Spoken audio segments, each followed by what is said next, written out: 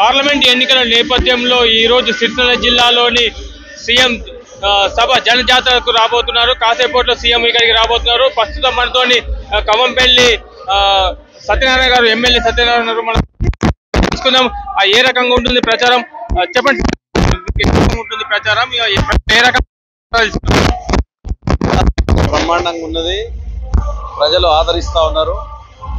వాళ్ళు అవస్థలు పడి ఉరేసుకుంటా ఉంటే, ఆత్మహత్యలు చేసుకుంటా ఉంటే దాన్ని నివారించడానికి 50 కోట్లు మొన్న రిలీజ్ చేస్తున్నారు. ఈ రోజు కూడా మళ్ళీ 50 కోట్లు రిలీజ్ చేయడం జరిగింది.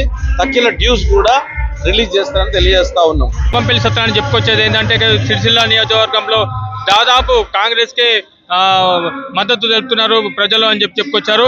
మొత్తానికి కరీంనగర్ పార్లమెంట్ అభ్యర్థి వెలిచల రాజేంద్రను ఖచ్చితంగా గెలిపించుకొని తీరుతామని చెప్పుకొస్తున్నారు. న్యూస్ 360 కోసం కరీంనగర్ నుండి రవికుమార్ పడాల.